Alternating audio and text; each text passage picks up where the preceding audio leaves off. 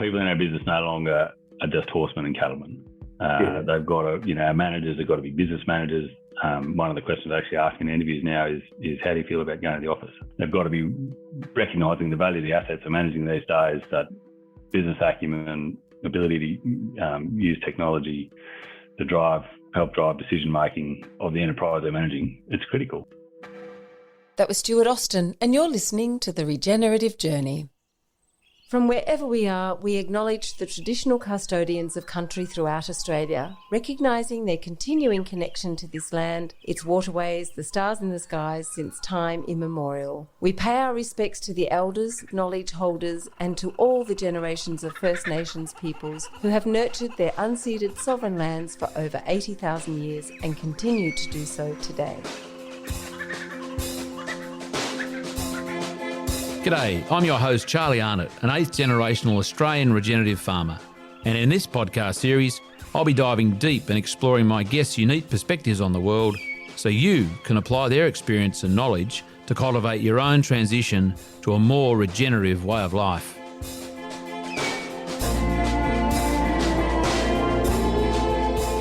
Welcome to The Regenerative Journey with your host Charlie Arnott.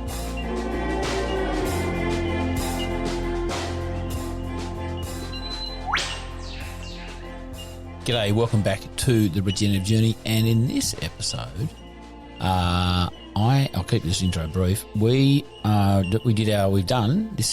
is our first in-between episode, so there's a couple of monumental firsts here.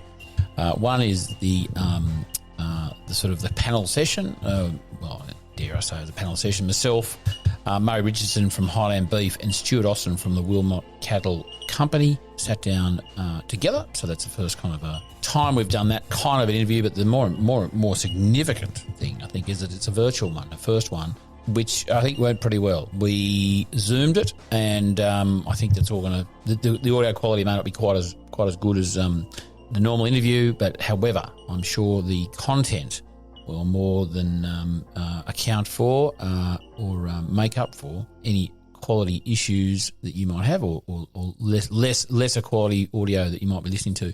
We had a wonderful chat actually with Stu. It was always like having a chat with him. He's a very progressive, the very progressive general manager of Wilmot Cattle Co, based at Wilmot and Ebor in the New England, sort of east of Armidale. But got finger management pie in the management pie of the three other properties up in that sort of northern New South Wales part of the world. Stu and Murray and I chatted about, well, mainly Stu, he was the focal point of the interview, about technology in all its forms in the rural industry, in agriculture. We spent a fair bit of time on digital because that's really quite a contemporary thing. Every day there seems to be another app to do this and do that. And we talked about Stu's application of those, his criteria for like picking it up or not, or dropping or putting aside technology. And we did talk a little bit about other more, I guess, tangible material technologies used on the farm as well, up there in their cattle operation. But it was really interesting because I really appreciate Stu's, he does good due diligence on things, and I had a pretty good list of the apps and the technology he uses. I use a few of them myself, thankfully, and find them very useful. Just to remind you, one last thing, you might have heard the ad at the beginning of the episode.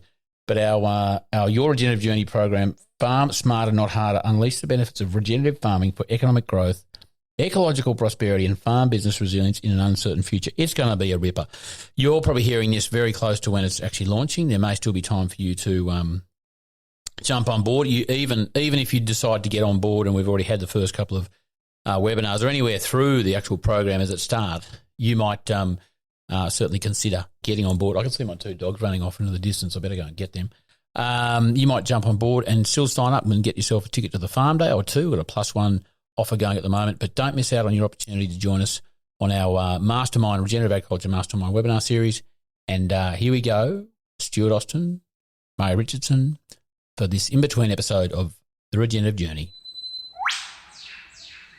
G'day, welcome back to The Regenerative Journey, and welcome to a world first episode of The Regenerative Journey for two reasons. It's our first in-between episode with our sponsors for Season 7 Highland Beef.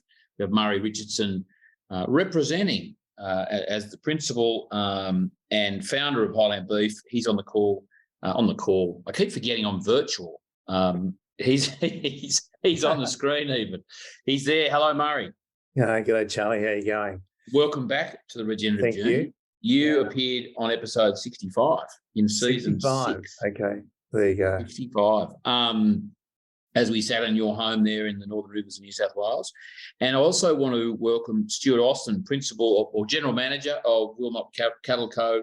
In New South Wales. And Stuart was episode 41 in season 4, Stuart. Do you remember the details of the room that we stayed in? Well, we didn't stay in together. We used for the interview in Tamworth there a couple of years ago. I do. G'day, Charlie. Thank you for having me back. If I was more organised, I'd have been. We'd have been on somewhere in Wilmot in our background tonight. You are. Pleasurable. You are. Exactly. You've organised yourself to be in the paddock, as has Murray, and I'm sensible. I'm in a nice sitting on a rock in the creek. Thank you both for joining us on this world first virtual episode of the Regenerative Journey. It may be a sign of things to come. I just don't know. We'll just see how this one pans out. So you two are definitely guinea pigs in this sort of format anyway. So Stuart, we've invited you to be our guest. Given your experience, your expertise, and your responsibility there at Wilmot Cattle Co., the topic of this discussion is really about technology broadly, but farm technology. And as Murray and I were chatting earlier about technology, we really think that technology is it's a pretty broad topic. Even if you just talk about farm technology, we've got sort of admin technology, we've got software technology, we've got a bit of hardware, all the way up to new machines, new ways of doing things. New way to operating on farm.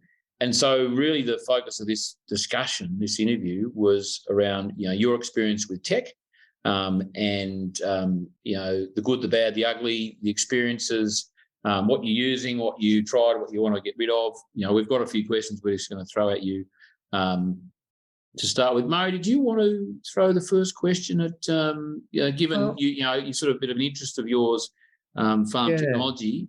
Do you want to just start the ball rolling? Well, yeah, look, thanks, Charlie, and thanks, Stuart, for your time.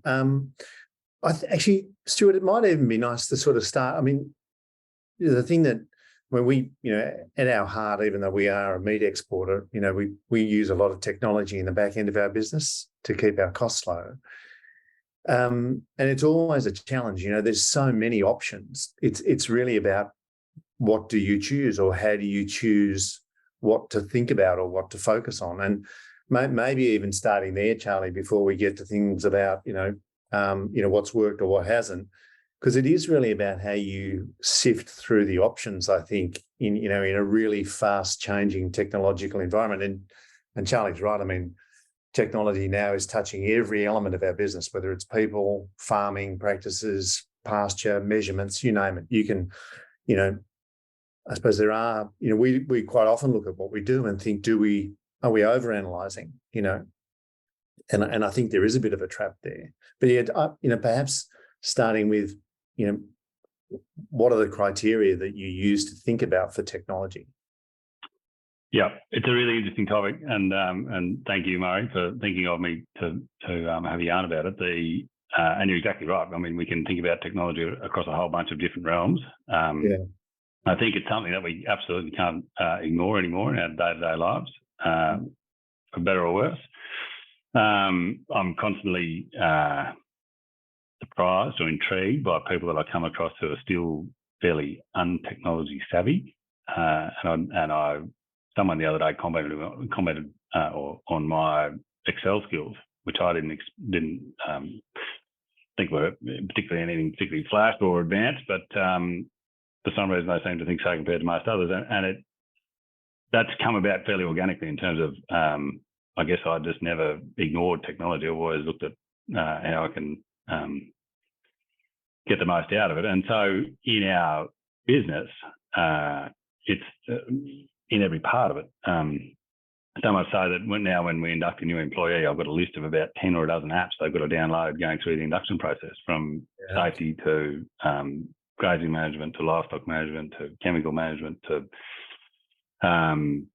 weather, rainfall, all sorts of things. And so and I'm often asked this question: how do you decide what AgTech to use? And there is an enormous amount of AgTech coming at us these days, which is terrific. It's really exciting. There's a lot of innovation being brought to the fore, being put in front of us. It's a real challenge in agriculture because we're not like any kind of a factory outlet or retail outlet or something that's repeatable. Every business is quite unique in its enterprise mix, whether they've got sheep or cattle or goats or ducks or chooks or pigs, or they're all different shapes and sizes. They're all different ages and weights. There's nothing symmetrical about anything we do in our businesses. So there's three key questions that I always ask is, when we start looking for a piece of technology, the first one is what's the information we're looking for? And thus what's the decision that we intend to make with that information? The second one is what's the value of that decision that we intend to make? So is it, are we trying to find something out so we can make a $200 decision or a $1,000 decision or a $100,000 decision? And so then the third one is what's the value of that technology? What's the cost of it relative to the value that it will create for our business? And so there's some things we pay a minuscule amount relative to the value of the decisions we make from that information. And just about everything that we use, we can justify a fairly significant return on that investment. And I've tried a lot of things and said no to a lot of things as well before we even started. Just said, that's nice information to have, but I don't think I'm going to make a serious decision off the back of that information. Most of the things we have, we make fairly meaningful decisions with it, or they create a pretty meaningful return on investment. Yeah, okay.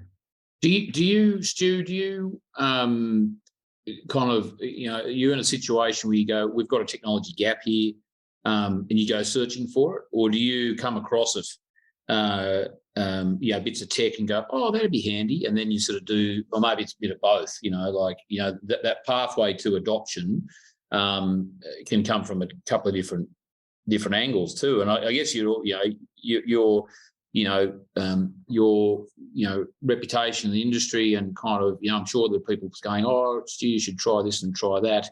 You may feel under some sort of pressure or obligation to use it. How do you sort of, what's the first step of that process? Is it sort of, okay, demand why, as you already sort of said there before? But really good question, Charlie. And some of it has come about out of necessity. I often talk about there's half a dozen metrics in our business that we need to manage, some within our control, some not, being rainfall, soil, grass, cattle, money, and the market. And so, in the early stages of our role within the business, there were some of those things were non-negotiable, things around livestock software, individual animal management software. So we use Sapien in that regard. They were non-negotiable. That's really important information for us to have.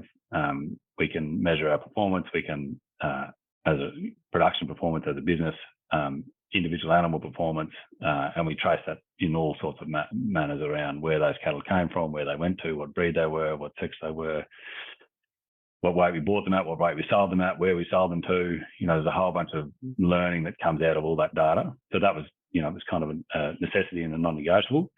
On the other end of the spectrum is absolutely, I don't know, almost every week, I reckon, someone or somewhere along the line, I come across some new piece of information or new technology and think, that's interesting. You have a look at it, think about what application it might have to the business.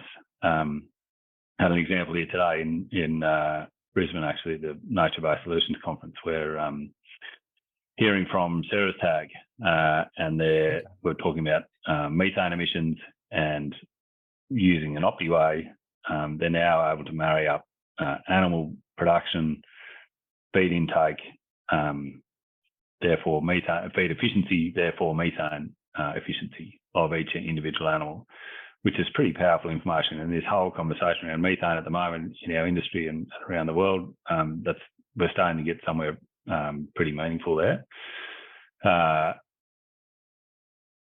I went and had a yarn to the bloke about the cost of that technology. We've got an OptiWay, but to Sarah's tag, and he explained to me the cost of per tag. And at this stage, I don't think it's worthwhile us investing in that technology because it's cost prohibitive relative to the value of the information that it will give us. There's certainly no additional opportunity for us to be selling a lower methane emitting animal yet. No doubt it's coming somewhere down the track, but at the moment the technology is more expensive than what we could potentially make in terms of return from it. So they pop up every day. There's another thing this afternoon where I was this afternoon, and I actually spoke to these guys in Adelaide at the Evoke Ag, a mask that turns methane into CO2 and water before it, as it comes out of the animal. The animal wears a mask in the paddock. It absorbs the methane and turns it into, and it can measure exactly how much methane is being emitted every day. Simon was telling us all about it. He's very excited about it. So that, he's just travelled around the world on a Churchill Fellowship. And he said it was the most promising, most exciting technology he's seen. It's been tested all around the world for the last 5 years. There's some big companies who are investing in it. Said, it's something that actually has potential in terms of being able to reduce methane that gets into the atmosphere. It's still coming out of the animal, but converting it back to CO2 and water before it actually gets back into the atmosphere, I suppose. So, it's interesting. You come across these things every day, and it's just that constant inquisitiveness, interest. I suppose I enjoy technology. I see, what benefit it's brought to our business and our lives. So I'm always intrigued by different things like that. You go, mate. So it's interesting, Stuart. You mentioned before, you're surprised when you come across people that perhaps haven't introduced a lot of technology into their businesses. And actually, your spreadsheet example is an interesting one. I use them all the time. I see people and they make these magnificent spreadsheets, and I think, oh, gee, I could save so much time, or I could do whatever. But I mean, I can get done what I want to get done, and I'm at a reasonable level. So I actually built a pivot table today that was quite actually worked. I felt somewhat smarter 10 minutes later after I sent this information away with the pivot table on it. And as an employer of people, apart from a manager of a business, I mean, do you look at people's preparedness to actually use technology as one of the things you want to employ for? Absolutely. Yep. It's because it's all about attitude. Everything's about attitude. And so that's, people in our business no longer are just horsemen and cattlemen. They've got to, our managers have got to be business managers. One of the questions I actually ask in interviews now is how do you feel about going to the office? If someone tells me, oh God, I avoid it like the plague, can't stand it. Pretty, it's a X against the answer to that question. They've got to be recognising the value of the assets they're managing these days, that business acumen, ability to use technology to help drive decision making, of the businesses, of the enterprise they're managing. It's critical. We can't ignore it anymore. So I don't expect all our guys to be Excel wizards, but they've got to be able to, work their way around a spreadsheet and understand how to build a budget and all those sort of things. Do a cost benefit analysis on something that they're proposing, properly cost out CapEx programs, etc. So they're, some of those things are fairly basic little spreadsheets, but we need to be able to, they need to be a professional manager that I can then put that information in front of our directors and say, here's a $100,000 CapEx program, here's the breakdown on where the costing is going to be. And these are some of the alternatives we've looked at, and so we think this is the best program to go with. So, our guys have got to be able to do that these days, and considering the value of the assets they're managing. What is more much a way of thinking as anything else? Yeah. Stu, tell us. You said you mentioned you had a number of programs or bits of tech in your tech stack, was an expression I think you used the other day when I was chatting with you about some tech. Can you give us a bit of a rundown on, in your business, cattle business, what are the things you've found? Well, what are the things you're actually using that are just like the no-brainers? and anything that you might have picked up recently that you've added to that tech stack that has just recently come along that you complements everything else. Give us a bit of a list of of what you think is standard tech that good operators should probably consider having. For sure, and if I work my way down through those aspects of the business from a rainfall perspective, we use Farmbot. We've been quite involved with Farmbot from the outset. We've tried a lot of their monitors. It was one that we had water telemetry in our budget for probably 3 years, I reckon, before I settled on Farmbot. And at Wilmot, for example, all our paddocks now have a trough in them, and we've got a reticulated water system right through the whole farm. Once or twice a year, we'd turn up in a paddock on a Saturday afternoon. There'd be 1,000 heads standing around a trough that had run out of water, and we didn't know about it. And that impact over the following week or 10 days as they recover from that stress is significant. You've only got you lose half a kilo a day and 1,000 head a day for 7 days at $3 a kilo. That's an enormous amount of money and cost in lost production. So the reason we settle with Farmbot, it's so simple. They send us a monitor in a box. You drill a hole in the top of the tank, you drop the sensor in there, you turn it on, and you're on. Away you go. And so we've got them all over all our farms now. It measures rainfall. More importantly, it's monitoring our water system at all times. So we've got alerts set at 80%. So if a tank gets below 80%, because all our systems are set up on a pressure switch, as soon as a trough valve float opens, the float opens in the tank, so the pump kicks in. So the system is always full. So if it gets to down to 80%, we've got some sort of an issue. And so knowing we never run out of water, because we always know that we've got an issue well before we get to the point of running out of water. And I worked it out one day. We had within about 3 weeks of getting it, I reckon, I got an alert at about 5:30 in the afternoon. It was around at the other end of the farm, slipped around there. We'd all knocked off and gone home. I slipped back around there. A bunch of sale cattle had knocked a float off a trough that didn't have a cover on it.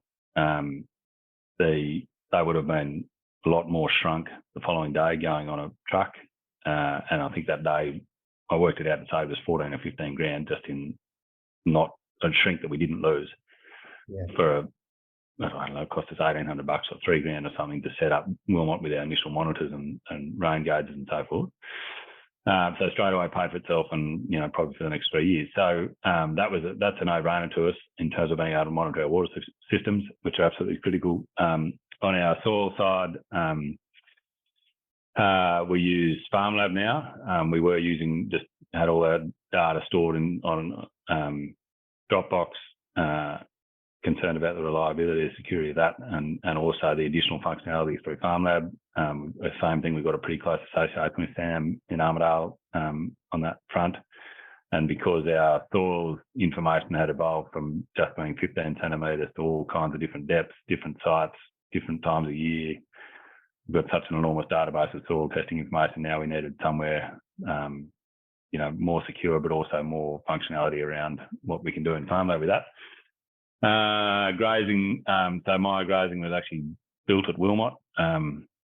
We're it's one of our sister businesses. It's owned by the MacDoc Ag Group as well. That one is a no-brainer for us, not because we own it, but because of the value of the decisions we make with it. The forecasting tool in there is the most powerful part of Maya, in that our guys have just written a budget now for the next 12 months, and they're determining off a forecast rainfall of 75% of long-term average when they'll need to be selling cattle in January, February and March next year.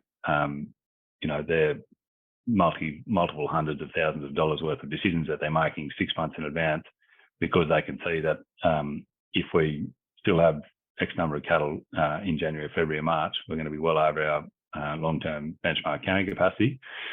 So they know there's going to have to be sales in that period of the year, and how many sales it's going to need to be. Like I say, they're hundreds of thousands of dollars, $500,000 decisions that they're making now, well in advance of when they need to make them. That forecast is updated every month. So that, as rainfall changes, we get more rainfall, we get less rainfall, we grow more grass, we grow less grass. The guys are constantly reviewing those decisions. But for my cost us $200 a month over 8,000 hectares, about 6,000 or 8,000 head, depending on the season. A fairly sizable business for $200 a month. It's a no-brainer when we're making that sort of decisions off that. So that's a pretty core part of what we have. Sapien, I talked about from an individual animal management perspective. All our financial information, we use Xero for that, which is fairly common these days and fairly standard. What else? Do you use figures with Xero there, Stu? No, we have looked at it, and we just haven't been able to quite make it work for us. So stock, you can do stock inventory in Xero, or you rely on Maya? No, we do it in Xero as well. You do stock inventory in Xero? That's interesting. I don't do it. The girls in Sydney do that. Yep. Cool. All the girls in the office. But so they're probably the main ones. Just having a look at my phone here to think of what other apps I've got on here. They're the main ones, I suppose, that we use across all our farms that, as soon as we sign on a new employee, they get logins to all those, they download the apps to all those. So, yeah, they're pretty core to the business. Any apps there? Because I'm a big fan of useful apps. Apart from those ones you mentioned that come in an app form anyway, like Maya and so on. No, I don't think so. They're all linked to the technology we're using. Safe Ag Systems is the other one we use for all our safety. Safe Ag Systems, yeah, right. Yep. So all our not health and safety thing, is it? Yeah. So our policy, our OH&S policy, had always been on my hard drive, printed out. Every time we had someone inducted a visitor or a contractor or something, it was on a piece of paper in someone's filing cabinet in someone's office. We put all that into Safe Ag, so now our guys can induct people on their phone. It's all stored in the cloud. It's in a central database, much more reliable for us. So that's pretty helpful. And another one, actually, is a bit random, but it's free, and God forbid we never have to use it. But in talking about safety, the Emergency Plus app is the other one that we have all our guys download. The fire app. It's called Emergency Plus, and so it's very basic. If we have an emergency and someone is out of range, they can, or even if they're within range, they can open that app and press the button, and it'll call 000, and it uses the what 3 words concept for identifying exactly where you are. That every square metre in the world now has 3 words attached to it. So all you have to do is tell emergency services those 3 words instead of trying to read out a latitude and longitude or describe an address somewhere on a farm, somewhere in the middle of nowhere. You just tell them those what 3 words, and they'll set up. Like I say, we've never had to use it. God forbid, I hope we never need to. Yep. But it's a handy one. That it's it's free and it's simple and it's easy. The guys have got it on their phone, and if they need to, they can. Yeah. Yeah, right. Do you one sort of question relating back to old tech? Do you use 2-way radios still? You do. Use that? Yeah, you do. Yeah. And the other thing we've accompanied with that is little spot GPS tracker beacons. Yeah, they're like a EPIRB basically, and they're half the size of your phone. The guys have the UHF on one side in the holster and the little GPS EPIRB in the other holster. And so same thing. We've never had to use them, but they've got 3 buttons on there, and one of them rings 000 straight away if they've got a broken leg, laying in a paddock with no phone service, no radio comms.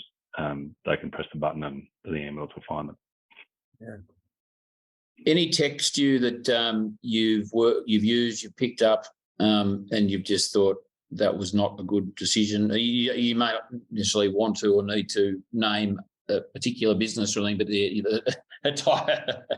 only one, the main one, Charlie. No, the one that comes to mind there is there hasn't been too much that we've used and discarded, but the one that comes to mind that I've never justified, and I actually didn't pay for it because it was a trial, was a weather station. If you're in a cropping situation, you could probably justify having an on-farm weather station.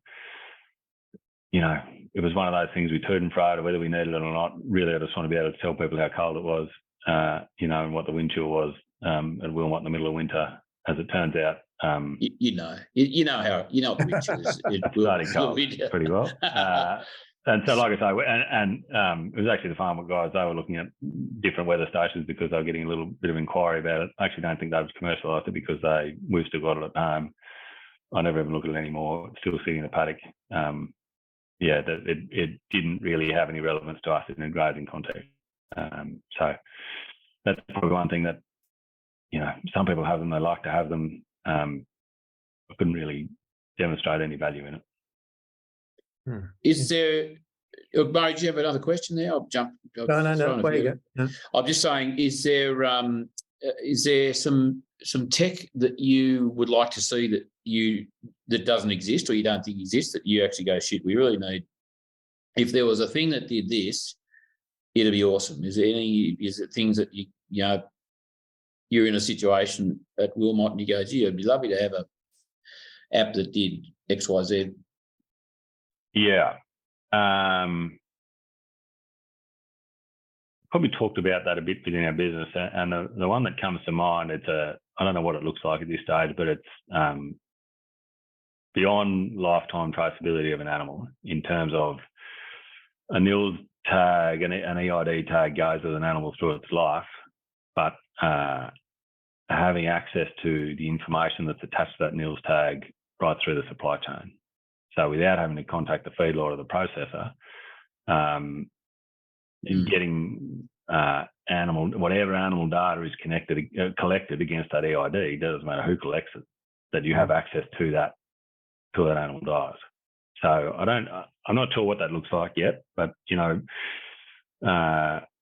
Power BI is generating some pretty interesting information. We've been using that. Sapien also has a BI dashboard. We've just started using a bit of black box tech as well, and their BI stuff. So that's part of it, but we still got to chase data and get it put back in there. And if somehow we could access all the data that's ever recorded against an EID through its lifetime, that'd be pretty powerful information for us to be able to look back retrospectively on every animal that's come through our system and find out where the most efficient animals, where the most profitable animals, where the most desirable animals have come from, where they've ended up, what happened in the meantime in that respect, I suppose. So that's probably something, a nut that we haven't cracked yet, but something that I think would be beneficial, not just to us, but to industry.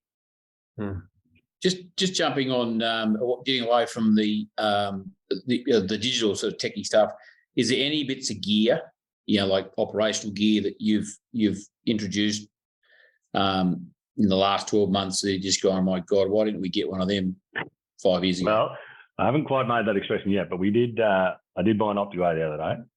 Okay. And this took me. I was wondering how long it was going to take you to do this. This is. I rang you exactly a couple of years ago. Well, Charlie. I don't see the return on investment. Yep, and I've had that conversation with Bill Mitchell a few times. Don't worry, Bill listens to this; he'll know exactly what I'm talking about. In terms of in our system, where we run mobs of up to 15 head, and they're moving just about every day, working out how much data that unit needed to collect daily and what how capable it was to collect enough data every day for it to be giving us meaningful information. So I reckon I had 3 or 4 conversations with Bill about this at length, and in fact he rang me very early on when he was first developing it, asking if we'd trial it. And for a long time I just thought there was another job for us to have to do.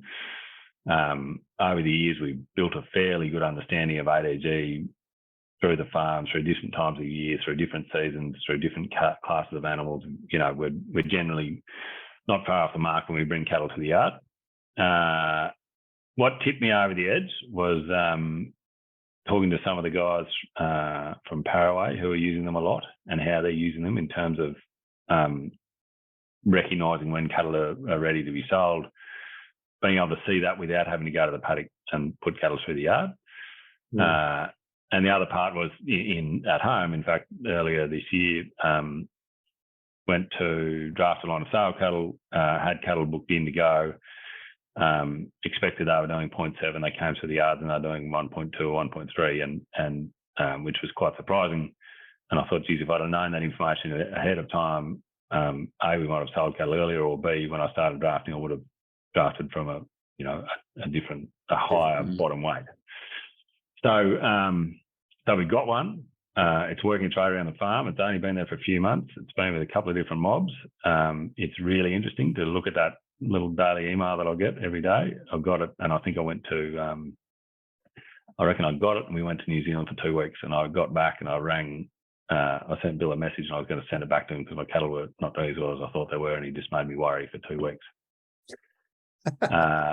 So that was always my joke. I said, I think you're just making people worry more, Bill. You're making people stress because they'll look at that thing and they'll think they should be doing kilo 19.7. So what am I going to do? And used in the right context, I think it's a pretty valuable piece of tech. And I think I mentioned there earlier around when we can start to marry up information between it and Sarah's tag, and then looking at feed conversion efficiency and therefore methane efficiency. And I think there'll be some really valuable. Its value will start to come through, and its place in our system. So it's been interesting, and it's still, like I say, we're still finding our way with it and finding the value in it. It took us a little while to adopt that technology, but I think I was trying to justify, what is the return on the investment? What's the payback period on the purchase cost of it? So. We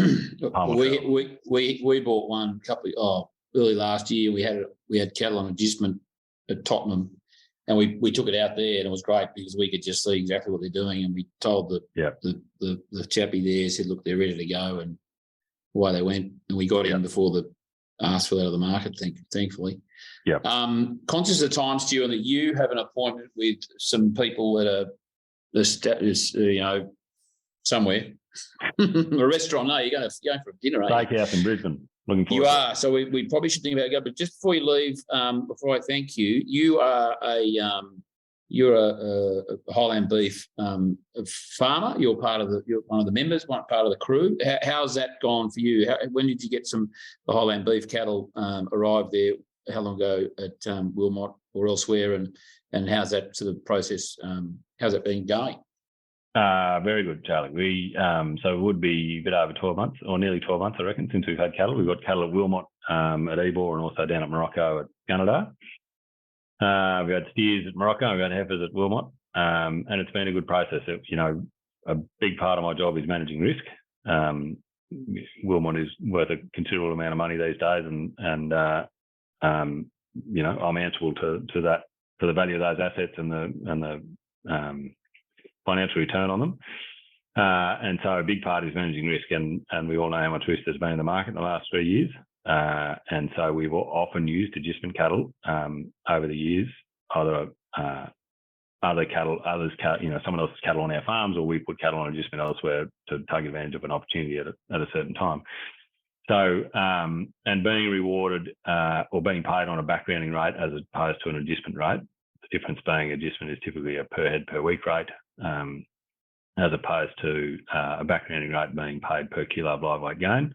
The benefit in that is that incentivises the landowner to ensure those cattle perform. I also really like that hybrid model that we now have with Highland Beef around a per head a week rate as you go, plus that kilo rate.